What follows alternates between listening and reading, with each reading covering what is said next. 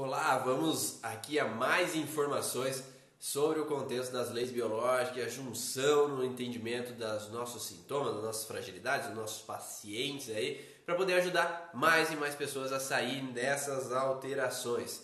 Então vamos falar agora sobre os conflitos relacionados à enurese noturna, né? Essa de incontinência urinária, a dificuldade às vezes que algumas pessoas têm para segurar a urina e tem perdas urinárias. Então existem algumas teorias que estão por trás das leis biológicas.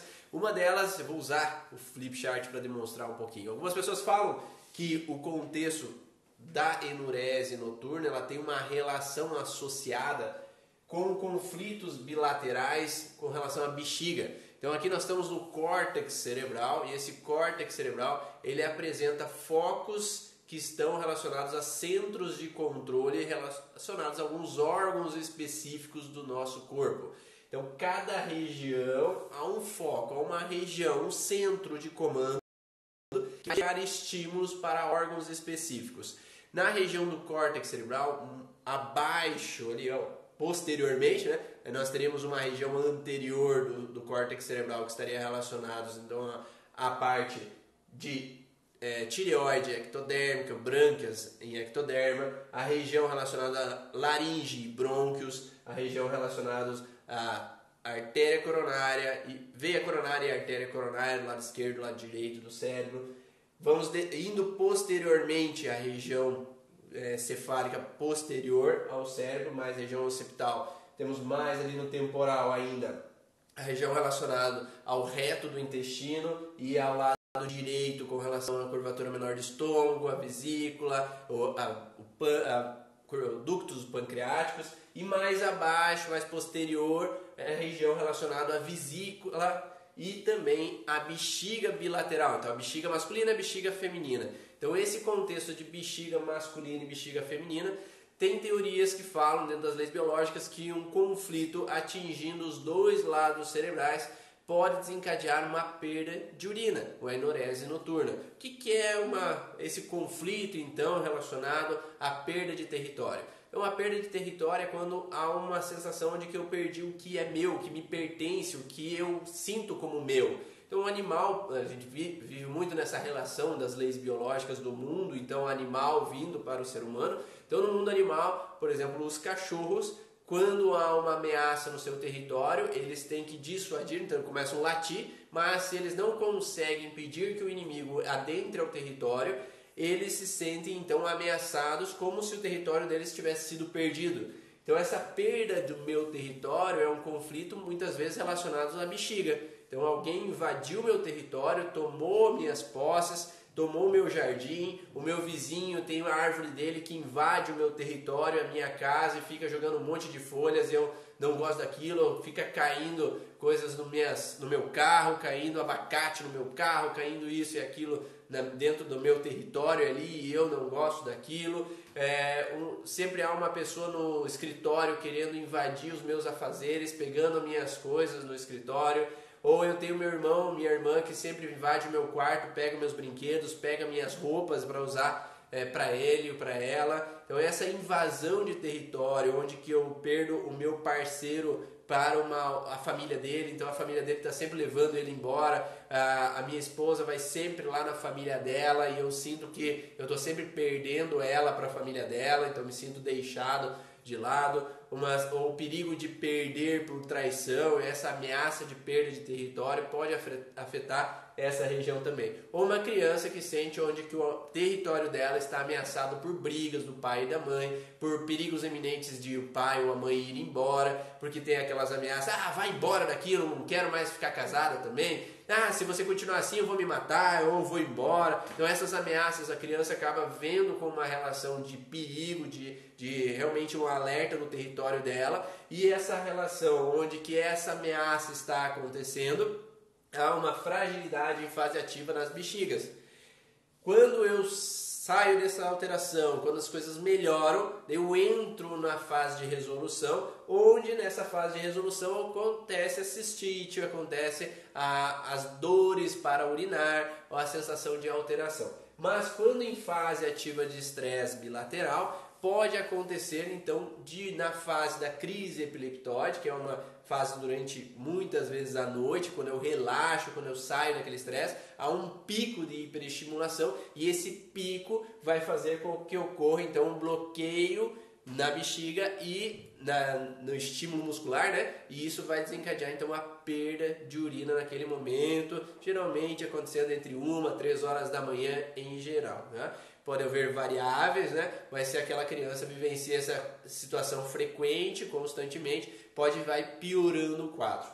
Então essa é uma das possibilidades desse contexto de perda de território. Há também que se fala que o conflito, quando uma pessoa está mais intensamente vivendo nesse lado, então tem um duplo conflito de separação. Eu perdi minha babá e a minha mãe está falando que vai sair de casa. Então eu estou nesses duplos conflitos. Eu sinto falta da minha babá e a minha mãe que vai sair de casa. Ou meus pais se separam, eu perdi meu território, que é meu pai, e nós mudamos de casa, que era um lugar, né, que eu gostava, porque meus amigos moravam ali do lado. Então eu perdi um duplo conflito territorial.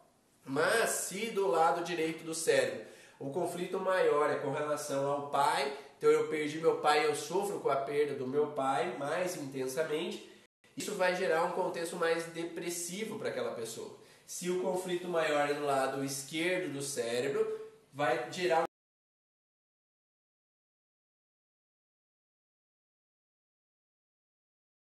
um conflito onde que a pessoa é mais forte. Quando o conflito é maior do lado esquerdo, a pessoa geralmente entra em euforia, ela geralmente entra num contexto de tentar reconquistar aquele território. E nisso faz com que essa pessoa tenha aquelas situações onde que a cada 20, 30 minutos eu tenho que urinar. Então é como se fosse uma demarcação de território. Eu quero demarcar que aqui é meu. Então ele vai urinar pouquinho em pouquinho quando está nesse duplo conflito em fase ativa para fazer com que eu demarque. É aquele negócio que quando chega a noite eu deito na cama e cada pouco eu tenho que ir para o banheiro fazer xixi, mas eu faço um pouquinho como se fosse para realmente demarcar o território, mostrar que ali é meu e deixar aquele campo seguro para mim, eu me sentir bem e poder dormir relaxado. Ou quando antes de ir viajar eu tenho que ir várias vezes ao banheiro, demarcar o território e vou fazer pouquinho em pouquinho. Ou antes de ir, ou cada vez que eu chego em algum lugar eu tenho que fazer xixi porque eu tenho que demarcar o território. Então essa sensação de hiperestimulação, ela geralmente é um conflito mais pesado do lado esquerdo, que faz com que eu tenha uma hiperfuncionalidade. Então nesse momento eufórico, né, hiperestimulação relacionada à bexiga, mas eu vou e faço pouquinho em pouquinho, sempre com a sensação que a bexiga está cheia. Um outro conflito principal que se coloca não é um conflito nessas regiões, mas seria um conflito mais relacionado ao campo motor. O que é o campo motor? É o estímulo neuronal para a bexiga que faz com que eu segure a musculatura do esfíncter, que eu segure o esfíncter para que eu não tenha perda de urina. Só que quando eu tenho um conflito motor, de uma incapacidade em demarcar meu território, impor meus limites do território, isso pode gerar uma fragilidade no estímulo neuronal para que o esfíncter mantenha-se contraído. E esse estímulo neuronal faz com que haja então uma alteração. Ao invés de ter um esfíncter que seja contraído na fase que deveria estar para não ter a perda de urina, ele relaxa e pode haver então os escapes. Outra possibilidade é que teria um conflito sensorial também, porque a pessoa não sente que está fazendo a urina. Então essa sensorial é um conflito então de perda, de separação com relação a alguma pessoa do meu território que está fragilizado. A gente não muda o conflito, o que muda é a região cerebral onde que está a fragilidade. Por isso que quando a gente vai atender um paciente, falar no conflito territorial, de perda de território, a gente está falando, englobando todos os sentidos relacionados à parte de bexiga. Um outro conflito que se fala muito, que os principais ali discípulos do Hammer trazem um contexto relacionado à musculatura lisa do esfíncter urinário. Essa musculatura lisa, ela é involuntária, então nós não controlamos. Então há um esfíncter interno e há um esfíncter mais externo. O esfíncter interno urinário é um esfíncter não controlável. O esfíncter externo é a musculatura estriada, é aquela que a gente controla. Então, estou com vontade de fazer xixi, eu estou segurando para não fazer. Então essa musculatura é musculatura voluntária, onde que eu quero segurar a urina. Então isso é uma musculatura mais externa. Mas quando nós falamos de musculatura interna, que é então no córtex transitório entre o tronco cerebral e a substância branca, existe então ali o mesencéfalo. E nessa região do mesencéfalo existe então os focos responsáveis pelo controle do esfíncter, que é da musculatura lisa. Esse esfíncter ele está relacionado muitas vezes com uma sensação de dificuldade em evacuar o xixi, dificuldade em eliminar, mas simbolicamente a dificuldade em eliminar uma sujeira ou dificuldade em eliminar um intruso no meu território. Então, quando eu sinto que um intruso invadiu meu território, eu não consigo afastá-lo dali. Eu senti que o meu cunhado veio morar com nós e ele está dando problema, não faz nada em casa, não limpa nada e eu não consigo afastá-lo dali. Eu tenho um funcionário que só me dá problema e eu queria afastá-lo dali, mas eu não posso tirá-lo dali por N motivos, porque pode me levar à justiça, porque pode me dar problemas. Então essa sensação de evacuar uma sujeira ou eliminar um intruso do meu território estaria relacionada então à musculatura lisa. E essa musculatura lisa, quando entra em fragilidade, pode provocar incontinência em fase ativa, duradoura, ou na crise epileptóide, quando eu tenho o estresse, quando eu relaxo, mas tem um pico de hiperestimulação do sistema nervoso autônomo logo após o relaxamento, que pode fazer com que tenha uma crise de perda de urina momentânea. Então isso pode acontecer. E se a pessoa continua vivendo isso, é permanente esse processo. Então se eu sinto que um irmão chegou e invadiu meu território, não nasceu uma criança que eu perdi minha posse, meu território, meus pais, então eu tenho um intruso no meu território que eu não consigo afastar. Eu sinto que a minha esposa tem algum caso com algum outro homem, ou que o meu marido tem algum caso com uma outra mulher, então eu não consigo expulsar aquela intrusa ao meu território. Ou a ex-parceira do meu marido, ou o ex-parceiro da minha esposa, ele invade o meu território, fica mandando mensagem, fica falando, fica sempre incomodando, então eu não consigo eliminar aquele intruso que me é uma representação de um problema ou de um perigo. Então esse intruso representa uma ameaça que eu não consigo afastar e isso pode permanecer então nessa fragilidade. Qual é o detalhe, né? Toda criança ela tem um momento que é de onde ela consegue iniciar o controle de esfíncter, esse esfíncter mais externo. E essa evolução neuronal da criança, cada caso é um caso, cada criança tem sua época e sua fase de maturação desse controle motor.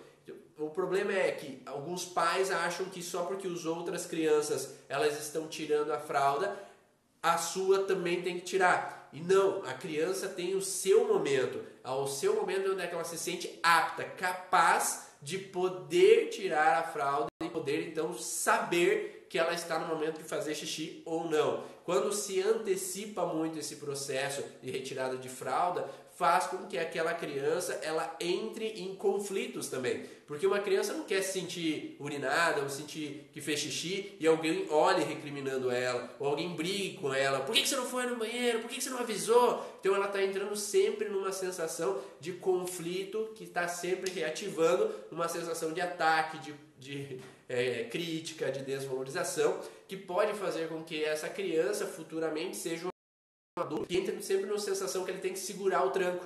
Então ele tem que segurar a merda, ele tem que segurar a barra com relação às situações da vida. Porque naquele momento onde ele não segurou, ele foi atacado, foi criticado, foi confrontado. Então na vida adulta, essa criança que foi com uns 8 meses de vida tirada a fralda, com 10 meses, com 1 ano, 2 anos, retirada a fralda, ela não estava preparada no estímulo motor para segurar, ela entra num conflito onde que ela tem que a vida inteira segurar a barra e aguentar as situações. Então é aquela pessoa que às vezes fica quieta, não se culpa, ela permanece às vezes naquela angústia de preocupação do ataque se eu fizer alguma coisa indesejada pelas outras pessoas. Aquela pessoa que fecha os glúteos ali para segurar, aguentar, para não expressar algo ou fazer algo que as outras pessoas não vão gostar. Então essa criança, ela precisa do tempo dela. E quando não é o tempo dela, ela vai provocar às vezes perdas. Ela vai de urina, ela vai ter então escapes, porque neuronalmente ela não está preparada ainda. Existem pais que falam, eu já coloco desde 1 ano e meio, qualquer coisa eu bato na bunda ali para ele aprender. E não, né? Esse conflito reacende o processo territorial, porque é alguém que é um invasor invadindo e confrontando o meu território, é uma ameaça no meu território. Se fala também que o medo, ele pode gerar perda de urina. Não tem aquela criança que quando apanha, ela se urina, ela perde então o controle. Então no medo profundo eu perdo o controle também muscular, porque daí entra num conflito tão intenso que eu não consigo segurar a urina. Então é um ciclo vicioso de problemas que acabam não saindo daquele processo. Então não é porque a criança perde urina à noite que é porque ela quer, porque ela está dormindo, ela não está consciente. Mas eu vejo muitos casos de que a criança perde urina e ainda apanha por causa daquilo, mas não é dela aquele processo. Então ela tem um controle deficitário, se ela é mais adulta, 6, 7, 8 anos de idade, ou ela não está preparada ainda para aquele controle. Então é cabível aos pais entenderem que a criança tem seu momento de estar apta a tirar as fraldas. Muitas vezes quando uma criança ela tira a fralda por si mesma, quando ela sente que ela está segura e apta a controlar, ela vai querer ir ao vaso, ela vai querer ir ao pinico, desde que seja demonstrado para ela que existe aquela possibilidade, desde que ela veja os pais, que os pais fazem isso no vaso e não seja visto algo como um tabu, minha criança não pode ver eu fazendo xixi, né? Então, quando é demonstrado esse processo, a criança se sente mais segura a ela ir. E quando ela vai, ela se sente confiante, ela se sente bem com ela mesma, ela sente que ela é capaz. Mas se é uma criança que é imposto antes do tempo, ela se sente um nada, porque ela só faz sujeira, que ela só faz bagunça, que ela nunca está certa, porque ela só faz besteira. E daí vai piorando a potencialidade daquela criança se tornar uma pessoa que realmente sabe que consegue, que pode ser capaz de segurar, de fazer o xixi, de realmente ser dona de si e evoluir na sua vida. Espero que essa live tenha sido interessante para ti, para entender e compreender essas alterações. Quando uma criança ela entra nesse processo de anurese e apanha, piora o processo, porque tem um invasor invadindo o meu território, eu não consigo impor limites sobre isso, e isso atinge a bexiga novamente e vai fazendo com que gere um conflito então permanente em balanço, que faz com que ela venha em volta de fragilidade de bexiga, venha em volta de perdas de urina e posteriormente pode causar um sintoma ainda pior. Um grande abraço e eu vejo vocês num próximo momento, próxima live. Tchau!